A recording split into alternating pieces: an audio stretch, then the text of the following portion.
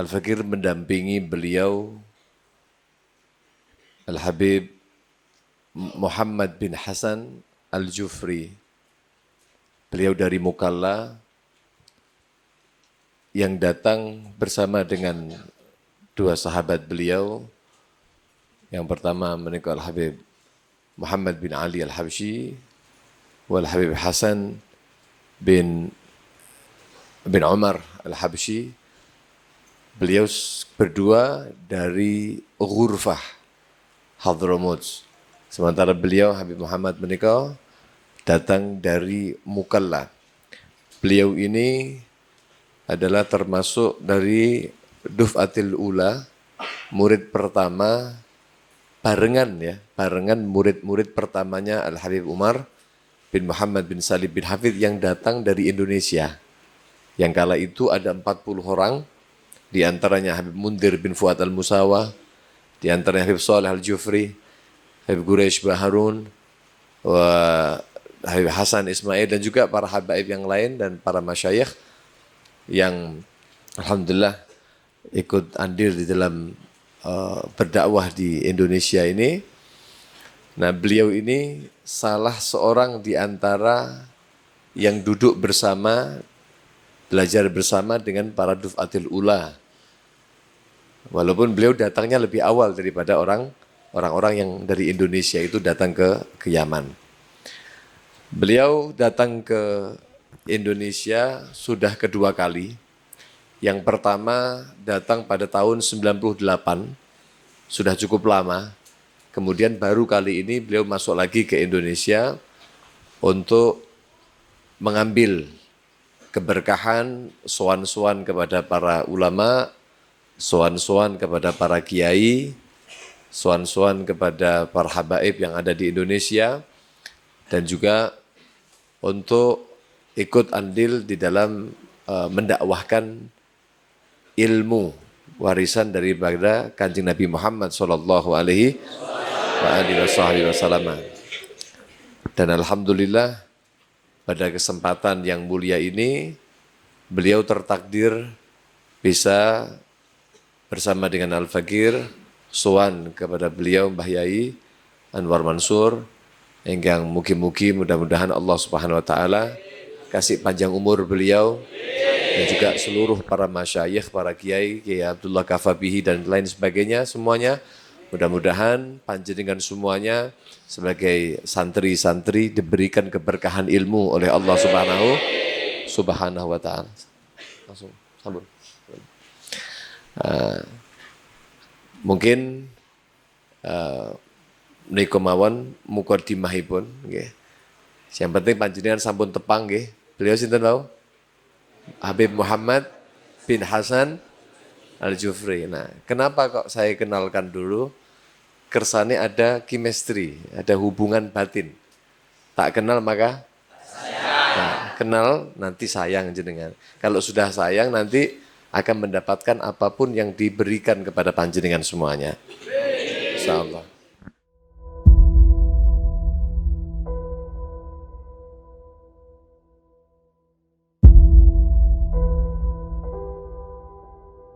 Assalamualaikum warahmatullahi wabarakatuh.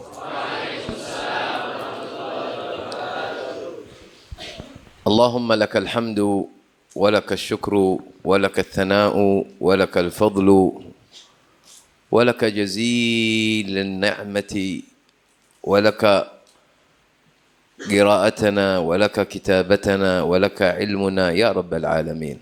Beliau mengawali dengan bertahmid, memuji Allah Subhanahu wa taala, dan hanya dari Allah Subhanahu wa taala kita bersyukur, hanya kepada Allah Subhanahu wa taala kami memuji, dan hanya dari Allah Subhanahu wa taala kami mendapatkan fadilah, mendapatkan fadl karunia, dan hanya dari Allah Subhanahu wa taala kita dapat membaca, kita dapat menulis, dan segala bentuk pemberian yang jazil, yang diturunkan, yang besar dari Allah Subhanahu wa taala itu semata-mata dari Allah Subhanahu wa taala, maka kita bersyukur kepada Allah Subhanahu wa taala.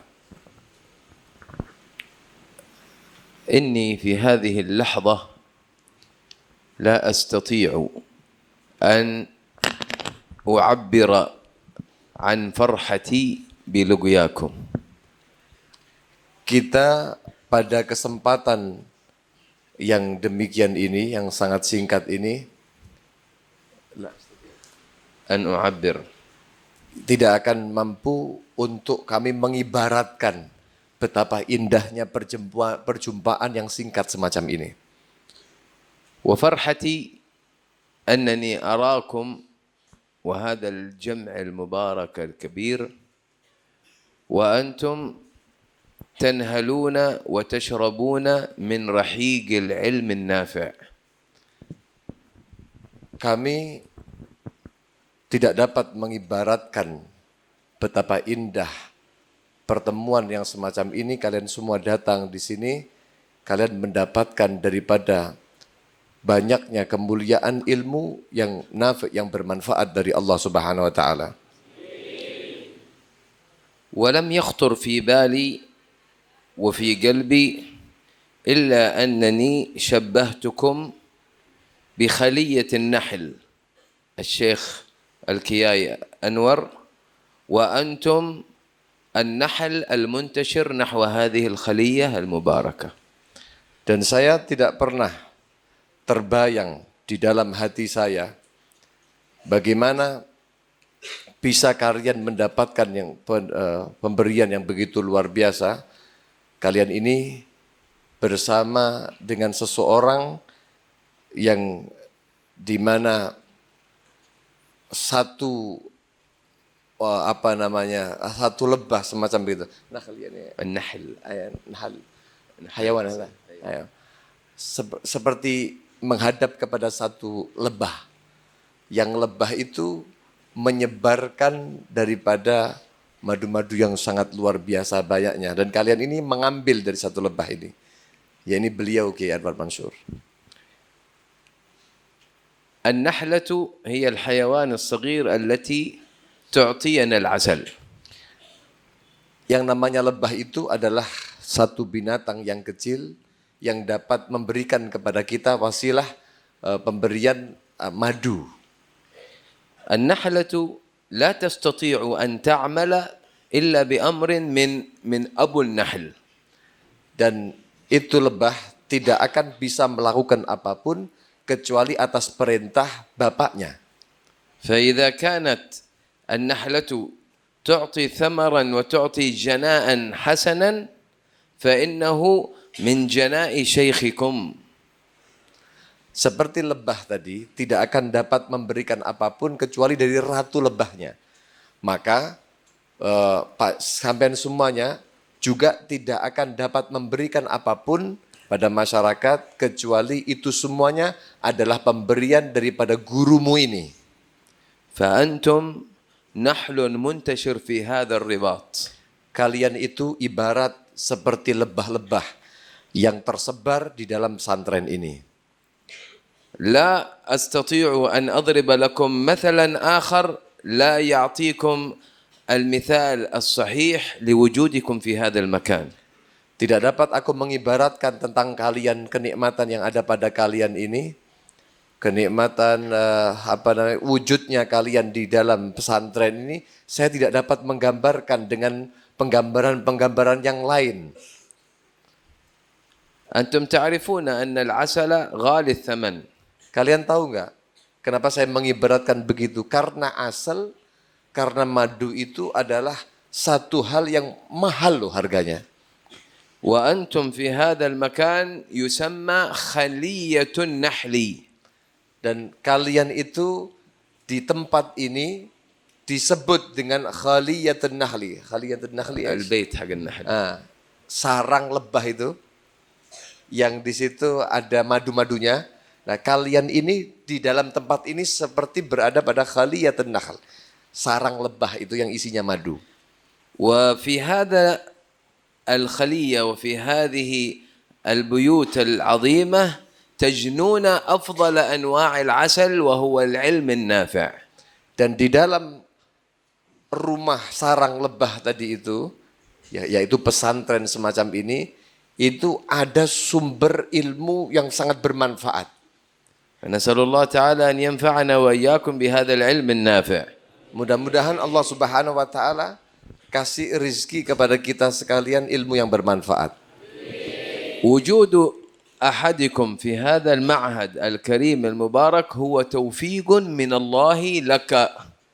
Dan adanya kalian satu persatu di antara kalian sehingga kalian masuk di dalam pesantren ini murni. Ini adalah kekuatan pertolongan Allah Subhanahu wa taala kepada kamu. لأنه يوجد معك أصحاب ورفقاء وأبناء عم وغيرهم لم يوفقوا لهذا المعهد وللمجيء إلى هذا المعهد. Karena banyak di antara keluarga kita, banyak di antara teman-teman kita yang sama dengan kita, akan tetapi mereka tidak mampu untuk datang mesantren, menjadi santri, mencari ilmu di tempat yang semacam ini. Karena apa? Karena mereka tidak didorong dan diinginkan oleh Allah untuk diberikan kekuatan taufik pertolongan Allah Subhanahu wa taala.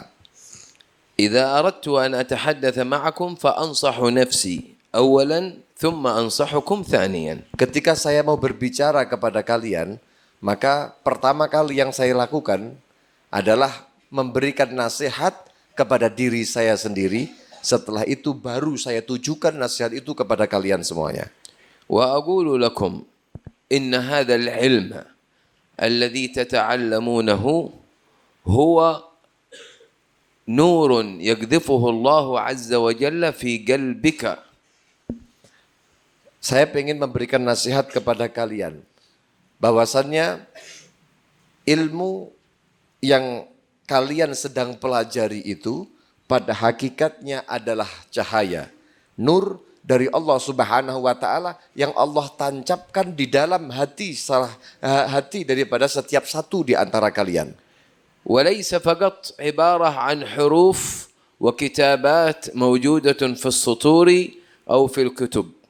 Bukan hanya seperti yang kita kira bahwa ilmu itu hanya pada tulisan yang ada di dalam setiap lembaran kertas dalam kitab. Bukan, itu bukan hakikat daripada ilmu yang ada.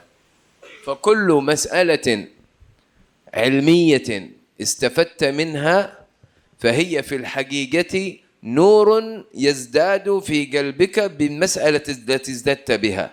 Setiap masalah yang kalian temukan di dalam apa yang kalian pelajari, lalu kemudian kamu mendapatkan ilmu di dalamnya, bisa menjawab, bisa terpecahkan sebuah masalah itu hakikatnya adalah sebuah cahaya yang kemudian diberikan oleh Allah Subhanahu wa taala di dalam permasalahan ilmu tersebut.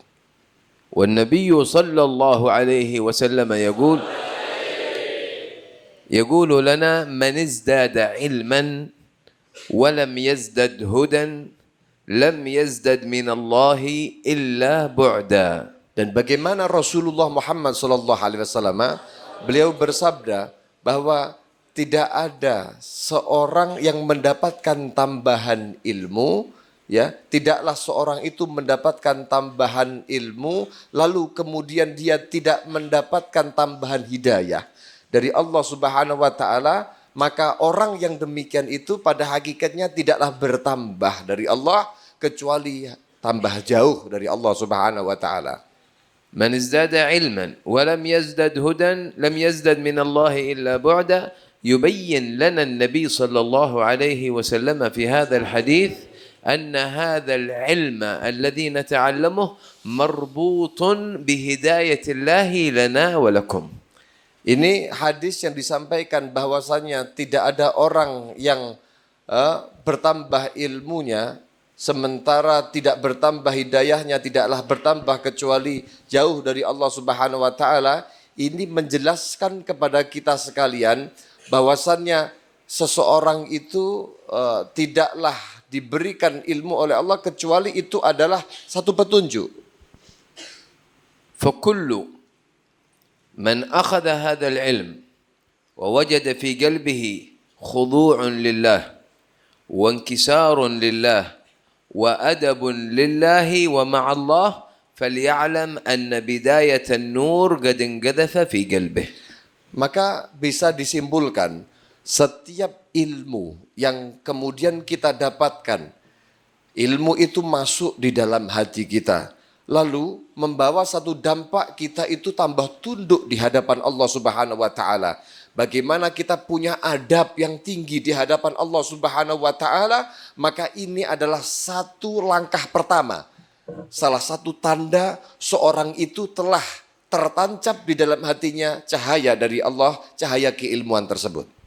وكل واحد منا ومنكم ازداد من العلم ولم يجد نورا يجعله يعمل بهذا العلم ولم يجد نورا يجعله ينكسر لله عز وجل ويتواضع لله عز وجل فليعلم أنه لم يقرب إلا بعدا من الله سبحانه وتعالى.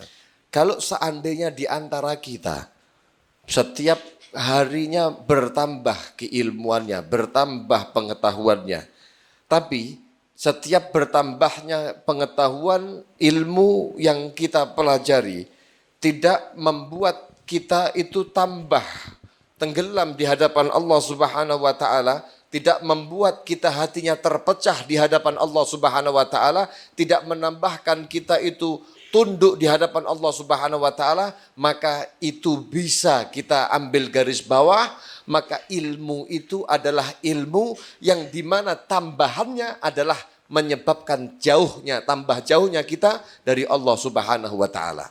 اللهم ارزقنا قربك وحبك وحب العلم الذي يقربنا إليك. Kami memohon kepada Allah Subhanahu wa taala, ya Allah, mudah-mudahan Kau berikan kepada kami kedekatan kepadamu dan kedekatan untukmu, lalu kemudian kami tidak Kau jauhkan daripada Engkau. آمين يا رب العالمين. Ilmu yang tidak Kau menjauhkan daripada Engkau. النصيحة الثانية. Itu nasihat yang pertama. Sekarang nasihat yang kedua. النصيحة الثانية لتعلم علم اليقين أن هذا العلم الذي أخذته وتتعلمه في هذا المعهد المبارك هو علم يجعلك تتعرف على حقائق العبادات الموصلة إلى الله سبحانه وتعالى. Ilmu yang panjenengan semua cari di tempat Ma'had Al-Mubarak, Ma'had yang diberkahi semacam ini adalah satu ilmu yang dimana kamu itu dapat mengenali daripada daripada hakikat pemberian dari Allah Subhanahu wa taala. هذا العلم الذي تتعلمه ليس عبارة عن كتاب أخذ وكتب من أي رجل من الرجال. Bukan ilmu itu sebuah pengibaratan, ya, satu kitab yang ditulis yang diambil daripada seseorang ke seseorang lainnya, bukan hanya semacam itu. ولكن هذا العلم الذي تعلمته وتتعلمه هو عبارة عن علم كتب وخرج من صدر رجل عالم عارف بالله ولي صالح تقي بين يدي الله عز وجل فهذا هو العلم النافع. Dan akan tetapi ilmu yang pada hakikatnya itu adalah yang ditulis. Ilmu itu dari seseorang yang ilmu itu dituangkan dari hati seorang yang saleh, yang bertakwa kepada Allah Subhanahu wa taala, yang kemudian dari situ menjadilah ilmu itu adalah ilmu yang nafi, ilmu yang bermanfaat. كلنا نعرف علم اليقين أن هذه الكتب التي أخذناها ونتعلمها إن كانت من علوم الفقه الشرعي أو كانت من علوم النحو، كلهم الذي ألفوا هذه العلوم كانوا أهل إخلاص مع الله سبحانه وتعالى. Kita tahu bagaimana para penulis-penulis kitab-kitab para musannifin itu. Mereka itu baik itu adalah ilmunya ilmu nahwu, baik itu ilmunya fikih atau ilmu apapun yang mereka kita dapati pasti di dalam pasti para pengarangnya, para penulisnya itu bukan hanya sekedar penulis-penulis biasa, Tapi mereka-mereka itu punya latar belakang orang yang memiliki keikhlasan yang tinggi.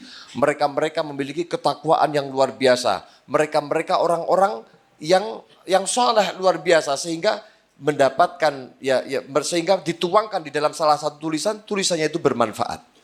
فكان كثير من أهل العلم عندما كتب كتبه وألف كتبه جلس بينه وبين يدي الله عز وجل ويعاتب نفسه ويخاطب نفسه ويقول إنني في كتابي هذا وكتابتي هذه لم أكن مخلصا لله عز وجل فأخذ هذا الكتاب ورمى به في البئر ودفنها خشية من أن يكون هذا العلم لا يوجد فيه إخلاص مع الله سبحانه وتعالى. Kita diceritakan bagaimana kesungguhan, keikhlasan orang-orang yang diberkahi ilmunya itu. Di antara mereka itu ketika mereka menuliskan kitab, ketika mereka mengarang kitab-kitab mereka yang kita pelajari ini, di antara mereka ketika selesai menulis, maka mereka duduk sebentar mengangan-angan. Lalu kemudian menyalahkan dirinya. Lalu kemudian menghujat dirinya. Apakah saya menulis kitab ini adalah karena kesombongan dan tidak ada keikhlasan? Kalau memang saya khawatir ini adalah salah satu ilmu yang saya tulis ini adalah karena tidak ada keikhlasan dalam hati, khawatir merusak dalam hati saya, maka saya khawatir ini tidak ikhlas, maka saya tentukan, saya tutup kitab tersebut dan saya buang ke lautan. Sehingga mereka setelah nulis kitab dibuang di laut. وكان مما تسمعون عنه مؤلف كتاب الإجرومية في النحو. هذا الرجل العظيم وهذا الإمام العظيم عندما كتب كتابه هذا الذي نحن نرى أنه كتاب بسيط ومؤلف صغير. Itu kitab Al-Jurumiyah yang panjenengan hafalkan, yang panjenengan jadikan dasar di dalam pemahaman ilmu nahwu. Itu pengarangnya, kenapa Jurumiyah itu begitu luar biasa sekali, manfaatnya luar biasa sekali, karena pengarangnya itu adalah seorang yang besar. Bukan orang-orang abal-abal, bukan orang-orang biasa, bukan alim-alim biasa. Ini orang yang sangat luar biasa sekali. Walaupun kitabnya adalah kitab yang mungkin kecil, tipis, yang kita pandang remeh kadang-kadang, Jurumiyah kan gitu. Tapi ternyata pengarangnya ini adalah seorang yang azim, seorang yang besar, sangat luar biasa sekali. ولهذا هذا الرجل الإمام عندما كتب كتابه وكان كتابة يد وليست كتاب مطبعة كان يكتبه بالحبر الذي إذا وضع شيء من الماء على ذلك الحبر زالت تلك الكتابة انمحت زالت انمحت. Ketika ini seorang pengarang Jurumiyah itu, seorang imam azim yang besar luar biasa. Beliau itu ketika menulis dalam salah satu kitabnya, ya, beliau itu menulis bukan dengan tulisan-tulisan yang seperti sekarang yang dicetak begitu, bukan. Tapi itu tulisan makhtut, tulisan tulisan tangan. Yang dimana ketika kita menekan agak lama dengan tulisan itu yang belobor semuanya, akan hilang tulisan itu. لكن عندما كتب كتابه هذا جلس بينه وبين يدي الله عز وجل ويعاتب نفسه هل أنا مخلص في كتابي هذا أو أنني يوجد عندي شيء من النفاق والرياء. Beliau tadi menceritakan begini, tulisan beliau itu kan tulisan tinta biasa. Kalau ditaruh di air pasti akan blobor, hical gitu, akan hilang, akan terhapus.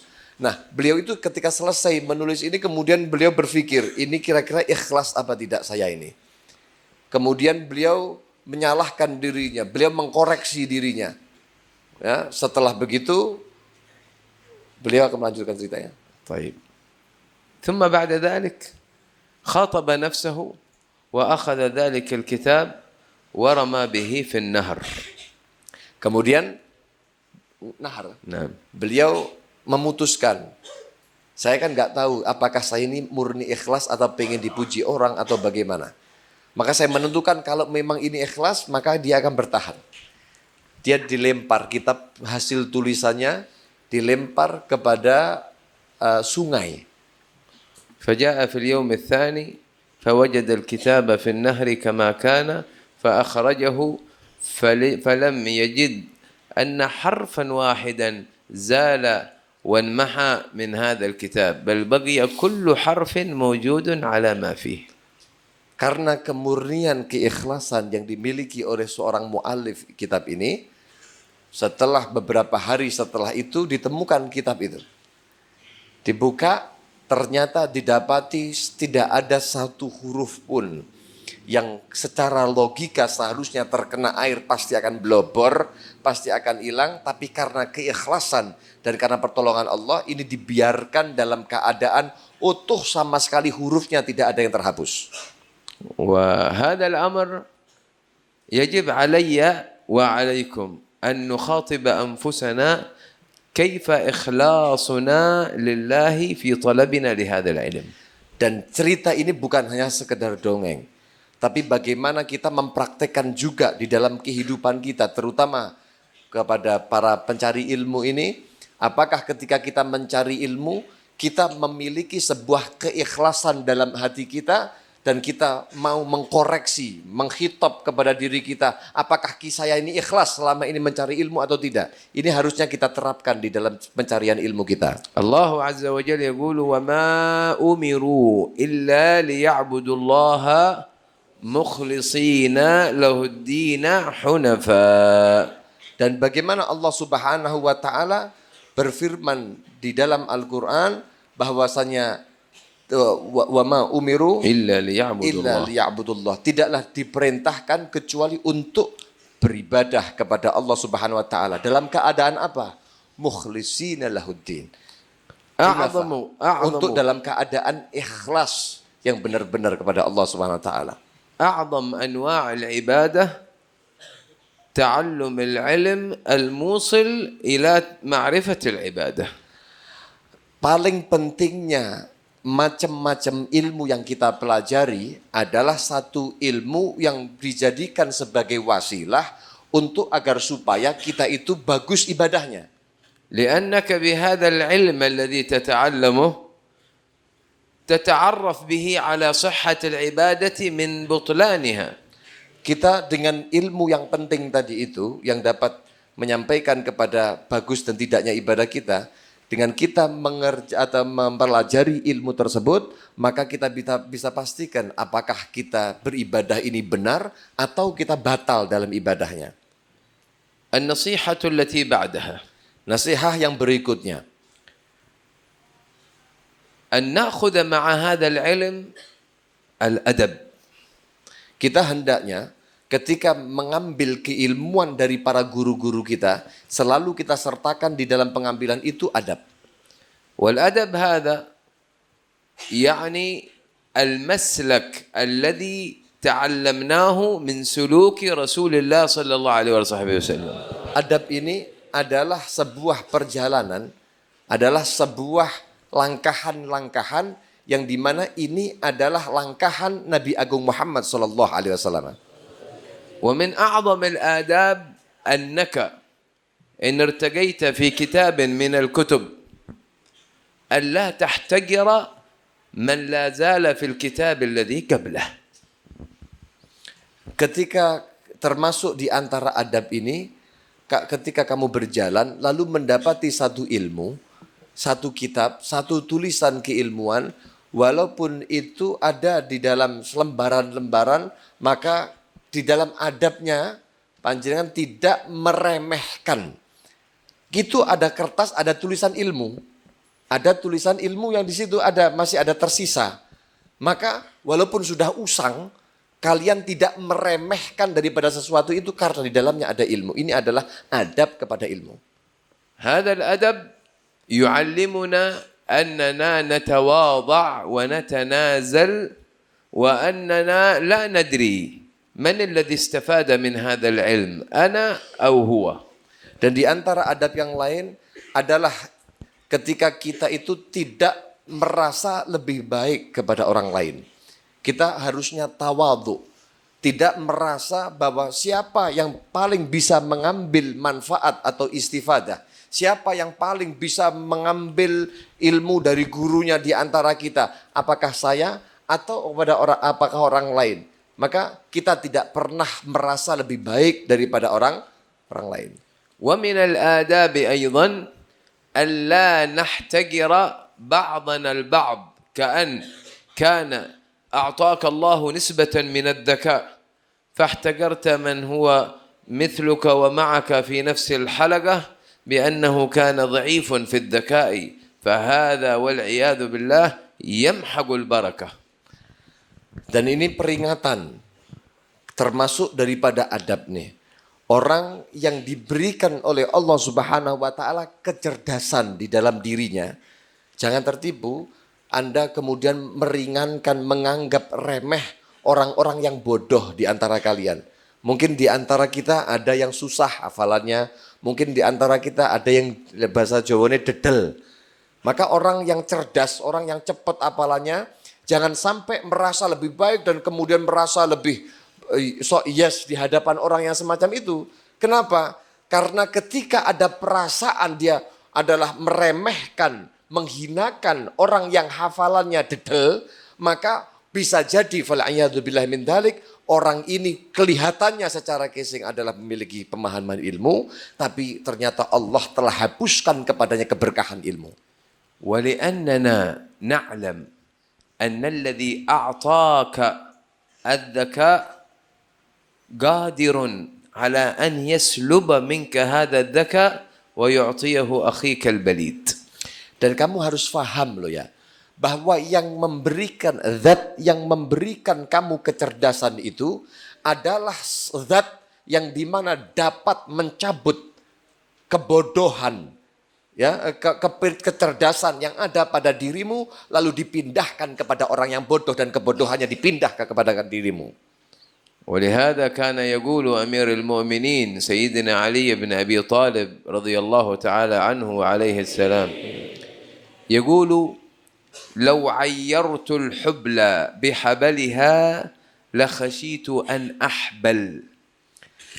Beliau Al-Imam Sayyidina Ali bin Abi Thalib karamallahu wajhah wa radhiyallahu ta'ala anhu, beliau mengatakan bahwasannya لو عيرت kalau seandainya aku احتقرتها bisa بها.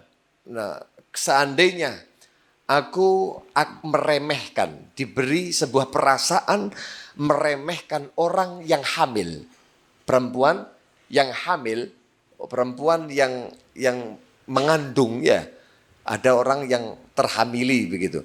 Nah, kalau seandainya aku itu merasa menghinakan, ini kok hamil begini, maka saya punya perasaan, punya keyakinan suatu saat nanti dengan perasaan demikian aku akan dihukum oleh Allah dengan diberikan hamil juga. ولهذا لا تحتقر أخوك ولا تحتقر أخاك أبدا بأنه ضعيف الفهم. Oleh karenanya jangan pernah kita meremehkan, menghinakan saudara kamu, teman kamu yang memiliki satu pemahaman yang lemah atau hafalan yang rendah. Hati-hati dengan hal ini.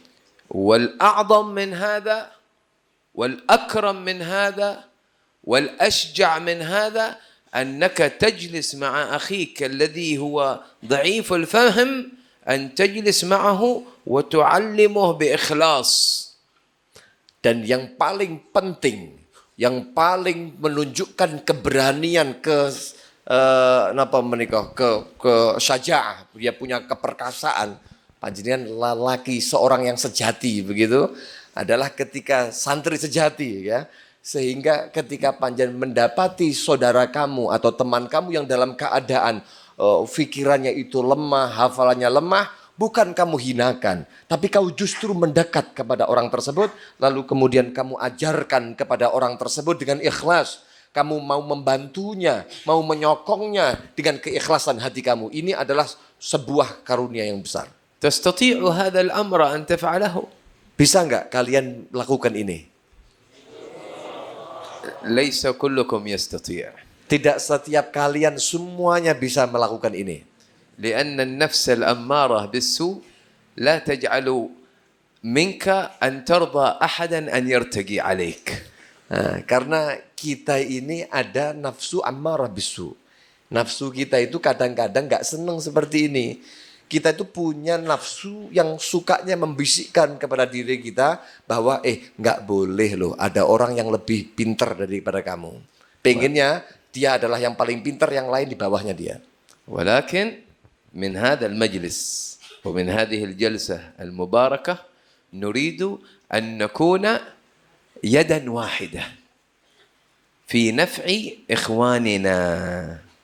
Kita itu pengen di dalam majelis, di dalam pondok yang semacam ini, kita punya keinginan ya, bahwa kita itu setelah ini akan memberikan kemanfaatan kepada saudara-saudara kita sekalian ini semuanya. كما يقول الله عز وجل سنشد عضدك بأخيك. Sebagaimana Allah Subhanahu wa taala itu berfirman, kami Allah Subhanahu wa taala nasyuddu adudaka. Kami akan mengikatkan lengan kamu dengan saudara kamu. Artinya dapat pertolongan begitu. بمعنى أنه إذا ارتقيت في أعلى السلم ثم حصل لك شيء وأردت أن تسقط منه فيأتي أخيك مباشرة ويقبض بيدك حتى لا تسقط. Makna daripada firman Allah Subhanahu wa taala ini sebagaimana kalau kita sedang naik tangga. Lalu kemudian suatu saatnya kita tergelincir, terpleset. Lalu kita kemudian jatuh. Nah, kita punya saudara. Kita punya kerabat, kita punya teman. Maka teman yang melihat kita jatuh itu tidak akan membiarkan kita begitu jatuh. Langsung kita akan diambil dengan tangannya, lalu kita akan terselamatkan. النصيحة التي بعدها. Nasihat berikutnya. تعبتم أو نمشي؟ Kalian sudah capek apa terus? أكيد. Tenanan? طيب. النصيحة التي بعدها خاصة للطلاب الذين عسر عندهم الفهم وصعب عندهم الفهم وقل عندهم الحفظ. Ini ada nasihat yang sepertinya mengkerucut terkhusus kepada di antara kalian sing rodok dedal-dedal. Yang agak dhaif fahamnya, setelah ini bolak-balik nah ini untuk kalian. هذه نصيحة خاصة لهم. Ini nasihat khusus untuk mereka yang semacam ini. لأنني قد نصحت الذي هو ذكي والله عز وجل لم يجعلكم سواسية. Allah Subhanahu ini tidak untuk yang memiliki kecerdasan yang tinggi. Karena memang Allah Subhanahu wa taala tidak menciptakan kalian itu dalam keadaan sama semuanya, tidak, berbeda-beda. هذه قسمة الله في هذا الكون. Ini adalah sebuah pembagian Allah dari penciptaannya. الله قسم الأرزاق. Allah juga membagikan rizki-rizkinya. رزقي في الأموال. Rizki baik itu berupa harta. ورزق في الأذهان. Baik itu rizki merupakan dari akal. فرجع على هذا الرجل سريع الحفظ. Ada seorang yang sangat betul-betul cepat hafalannya. وجعل هذا الرجل ضعيف الحفظ. Tapi ada seorang lain yang memang lemah, lemot hafalannya. فهذه عطايا من الله. Tapi kita harus tahu ini semuanya adalah pemberian dari Allah Subhanahu wa taala. وليس معنى هذا أن الذي هو ضعيف الحفظ يغلق الكتاب ويرحل. Bukan berarti kalau sudah dedel, nggak bisa menghafalkan banyak, lalu kemudian dia putus asa meninggalkan kitabnya. ولكن النصيحة لهذا الإنسان الذي هو ضعيف الحفظ أن يعلم الله أنني يا الله مستمر في طلبي لهذا العلم حتى وإن كان حفظي ضعيفا. Ini khusus bagi orang-orang yang dedel semacam ini seharusnya ya nasihatnya ini ketika diberikan pembagian dari Allah bahwa susah menghafalnya, dia mengatakan kepada Allah Subhanahu wa taala, mengatakan, "Ya Allah, Engkau telah memberikan saya keterbatasan di dalam hafalan ini, lemah di dalam hafalan ini. Tapi saya ingin membuktikan di hadapan Engkau, wahai Allah, bahwa saya tetap akan mencari ilmu ini dan tetap saya tidak akan putus asa dalam mencari ilmu walaupun saya susah untuk mendapatkannya. Umumkan itu di hadapan Allah. كان أحد الطلاب في أيام تعلمنا في تريم في حضرموت. Dulu ada seorang di antara teman kami itu ketika kami masih belajar bersama-sama di Tarim di Hadramaut sana. كنا نقرأ في كتاب الزبد. Kita dulu membaca kitab Zubad Ibn Ruslan itu. تعرفون كتاب الزبد؟ Kalian tahu kan? ونتحفظ في هذا الكتاب. Dan kita semua menghafal bagian dari Zubad Ibn Ruslan itu. كان في واحد من الطلاب ضعيف الحفظ. Ada salah seorang daripada murid itu lemah sekali hafalannya. يحفظ طول الليل يذهب للصباح إلى عند شيخنا الحبيب مشهور بن حفيظ يريد أن يقرأ عنده حفظه فلا يستطيع أن يوصل الحفظ سليما. Masya Allah. Beliau itu semalaman itu punya kebiasaan kalau setiap malam gedu apalan, nggak mandek-mandek apalan sampai subuh. Begitu paginya setor kepada guru kami yaitu Habib Masyhur bin Hafid, yaitu kakak dan sekaligus ayahnya Sayyidil Habib Umar, disetorkan. Begitu menghadap di hadapan gurunya ini hilang sama sekali, nggak ada satu pun yang selamat, hilang semuanya, blong. فلما تعب من هذا الحال ضاق صدره وذهب إلى شيخنا يشتكي. أيوة كم ترجم نعيد. نعيد. لما ضاق به الحال ذهب إلى الحبيب مشهور يشتكي من قلة الحفظ. Suatu saat beliau akhirnya baper ya, punya perasaan. Ini sebenarnya kenapa saya punya keadaan kok seperti ini, gak apal-apal. Akhirnya datang kepada gurunya, yaitu Habib Masyhur bin Hafid. Syaka, beliau menceritakan tentang bagaimana keadaan saya begini, mengeluh kepada gurunya. فقال له الحبيب مشهور بن حفيظ كم مرات تكرر البيت حتى تحفظه. Beliau Habib Ali Masyhur lalu bertanya, sebenarnya kamu ini mengulang-ulang daripada bait yang kamu hafal ini berapa kali sih? فقال له يا حبيب أنا أكرر هذا البيت 50 مرة. Saya mengulang satu bait saja, itu saya ulang lebih dari sekitar 50 kali. قال له لا تأتي إلي إلا إن كنت تكرر البيت 500 مرة ولم تحفظه تعال واشتكي. Kata beliau gurunya, gini aja, murid gini, sampean jangan pernah datang kepada saya untuk ngeluh semacam ini, kecuali kalau keadaan kamu itu setelah mengulang 500 kali tetap nggak bisa masuk, baru sampean ngomong ke saya. Tapi selama kurang dari itu jangan pernah ngeluh ke saya. ماذا استفدت من هذه الحكاية؟ Apa yang kalian bisa ambil faedah dari cerita ini? يبين لنا حبيبنا مشهور شيخنا حبيبنا مشهور يبين لنا أن لا يأس مع ما تريد أن تطلبه.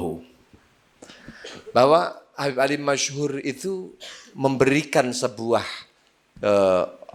faedah kepada kita, manfaat kepada kita, sebuah pemikiran kepada kita, pemahaman bahwa jangan pernah kita itu merasa berputus asa daripada apa yang sedang kita cari daripada keilmuan ini.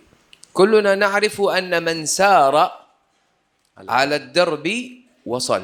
Kita semuanya paham kok bahwa seorang itu kalau melewati salah satu dengan jalan yang sama dengan jalan orang-orang sebelumnya, sebagaimana mereka disampaikan, maka kita juga akan wasol, kita juga akan sama. وكل من سار على الدرب ثم قعد لم يصل. Tapi kalau kita itu jalan kita sama dengan mereka, tapi mereka kan sampai selesai jalannya. Lalu ada orang yang jalan di tengah-tengah terus dobrok, lunggu cangkruan, maka nggak akan wasal, tidak akan sampai orang yang semacam ini. فأنت كن ممن يمشي ولا يقعد. Dan kalian itu harusnya jadilah termasuk orang yang berjalan dan jangan pernah untuk duduk, nyerah. وفقنا الله وإياكم. Mudah-mudahan Allah kasih taufik pertolongan kepada kita semuanya. وفتح الله علينا وعليكم. Mudah-mudahan Allah kasih futuh kepada kita sekalian. النصيحة الأخيرة. Dan ini adalah nasihat yang terakhir.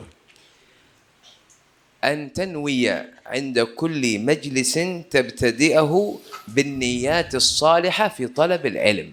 Di setiap kalian mencari ilmu, maka kalian harus satu pasang niat yang baik, niat yang salihah di setiap kali panjenengan mencari ilmu tersebut. ومن كان منكم سريع الكتابة سأعطيه النيات يكتبها سريعا ثم يطبعها عند الأساتذة وتأتون بها قبل ابتداء الحلقة. Kalau kalian mau mengamalkan ini, nanti bisa diamalkan setiap panjenengan mulai mau belajar setiap harinya ada niat. Kalau ada yang bisa nulis cepat, di antara kan orang yang nulis cepat, ada yang tulis cepat. Kalau ada yang tulisannya الكتابة. Nah, yang kalau ada yang tulisannya cepat, beliau akan mentalkin, ya melafatkan niat dengan tulis secara cepat, nanti biar diberikan kepada pengurus untuk kemudian dicetak yang barangkali panjenengan mau niat untuk sebelum mencari ilmu ini. هذا الدعاء وهذه النيات يؤتى بها قبل ابتداء الحلقات. Ini adalah niat dan doa yang dimulai sebelum dimulai halaqah kelas-kelas.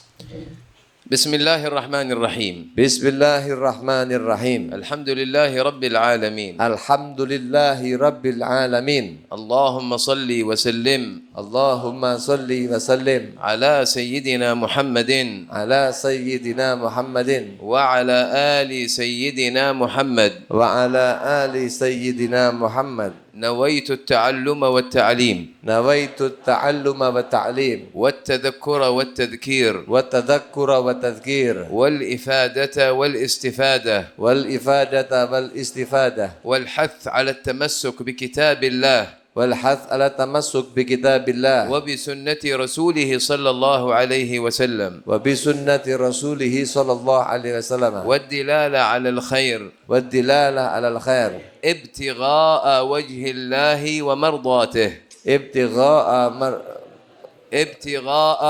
ibtigha'a وجه الله wajhillahi ومرضاته. wa mardatih.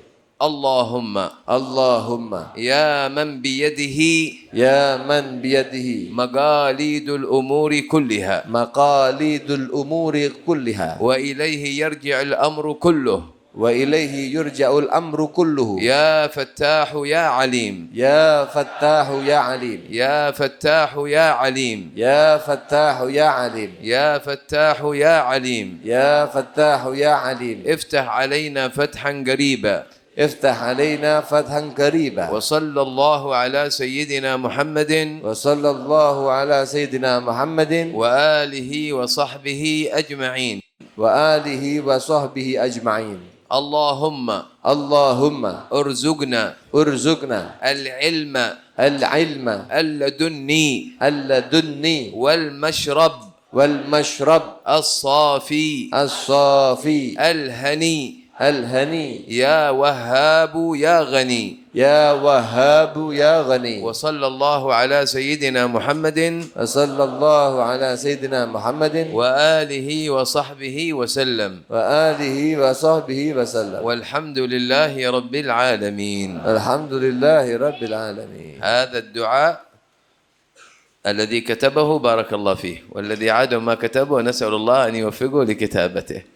تمام، فاكتبوه من بعضكم البعض واعطوه الإدارة. هذا الدعاء يؤتى به قبل الابتداء في الدرس من قبل المعلم ومن قبل الطالب أيضا. وفقنا الله وإياكم وأصلح الله شأننا وشأنكم وفتح الله علينا وعليكم ونور الله قلوبنا وقلوبكم وسلك بنا مسلك الرجال الكمل من الصالحين يا رب العالمين. واجعلنا من عباد الله الأولياء الهادين المهديين المرعيين المخلصين يا رب العالمين.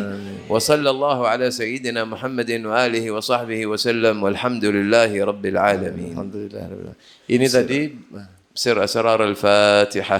A'udzubillahi minasyaitonir rajim. Bismillahirrahmanirrahim. Alhamdulillah Bismillahirrahmanirrahim. Maliki yaumiddin. Iyyaka na'budu wa iyyaka nasta'in. Ihdinas siratal mustaqim. Shiratal ladzina an'amta 'alaihim ghairil maghdubi 'alaihim waladdallin. Amin.